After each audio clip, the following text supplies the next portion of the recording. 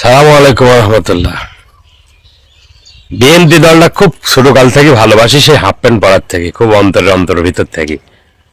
তো যখন বুদ্ধি বয়স হলি, তাহলে এই 96 সালে আওয়ামী লীগ সরকার ক্ষমতা আসলে 96 থেকে 2001 সাল পর্যন্ত ভালোই মিটিং মিছিল মেলা কিছুই করতে হলি, মেলা আন্দোলন সংগ্রামের পরে হচ্ছে যে 4 দলীয় ঐক্যজোট সরকার ক্ষমতাতে আসলি।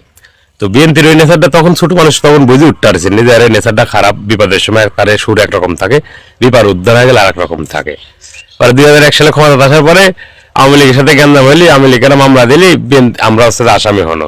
আর বিএনপির নেতা কইলি যাচ্ছে টাকা 5,000 দেও, ওই মামলার থেকে নাম কাটাই দিচ্ছে। কারণ তোকে একটু হালকা ঘিন্নি অভিমান হইলি, তারপরেও দলেক ভালোবাসি। এই যে ঠুসনি খায়া আন্দোলন সংগ্রাম করি, হামলা মামলা নির্যাতনের শিকার হয়া আবারও 17টা বছর পার করনো। এখন বিএনপির নাম লিতে যে আমি বিএনপি করি, এই কথাটা কোতে আমার ঘিন্নিত, মানে এতই ঘিন্নি লাগতেছে যে কথার বলি বোঝাতে পারতেছি নি। মানে এতই ব্যস্তির ঘিন্নি লাগছে যে আসলে বিএনপি কি জন্য বিএনপি করতেছ, কেন বিএনপি দল করলো। এরা এতই নির্লজ্জ আর এতই বেহা। এই 17 বছরের এত নির্যাতন নিপীড়ন যে তারা 17 মাস 18 মাসে ভুলি যায়, মানে বিএনপি পরিচয় দেবে এটা দিতে পারছি নি। এই 17 বছরে যারা আমার প্রতি নির্যাতন করছে, যেদিক তাকাচ্ছি ওই টাকা দেখতেছি যে আমার মামলার বাদী, ওই টাকা দেখছি আমার মামলার সাক্ষী, ওই মিথ্যে মামলার আসামি, এই সমস্ত আওয়ামী লীগ গুনিলিয়া পুনর্বাসন করছে, এরা সামনের কাতারের লোক।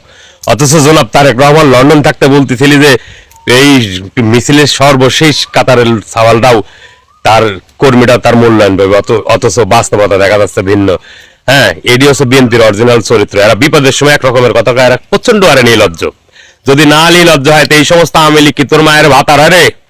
এই সমস্ত আওয়ামী লীগেরা কি তোর মায়ের ভাতার হয় যে তুই এরেলে বিএনপি দল করিস, এরেলে সংগঠন বাড়াচ্ছিস, আর ত্যাগিরে পিছনে ঠেলে দিচ্ছিস, ত্যাগিরে প্রতি আবারও সেই একই নির্যাতনে রাখতেছিস। কি করতে নেতারে মনে হয় মায়ের ভাতার হয় আওয়ামী লীগেরা?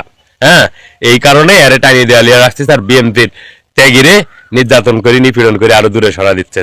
ইনশাল্লাহ বেশি দিন খুব বেশি দিন থাকবে না, অত হিসাব করে লাভ নাই। এই ত্যাগীদের নিঃশ্বাসে, এই ত্যাগীদের ভারী নিঃশ্বাসে এই বিএনপি আবার ধ্বংস হবে। আর এবির এমন ধ্বংস হবে যে বিএনপির অস্তিত্ব থাকবে না। কারণ আমার মতন ত্যাগী আহাজারি, আমার মা, আমার বৃদ্ধ মায়ের মতন যারা নির্যাতিত, তারে এই আহাজারি আল্লাহর আরশ কাঁপতি। বিএনপির নেতার আরশ না কাঁপলেও আল্লাহর আরশ কাঁপতি। আর খুব বেশি দিন বিএনপির ধ্বংস, তার এবির ধ্বংস হবে এমন জায়গাত যার ফিরে আসার জায়গা থাকবে না। ধন্যবাদ সবাইকে।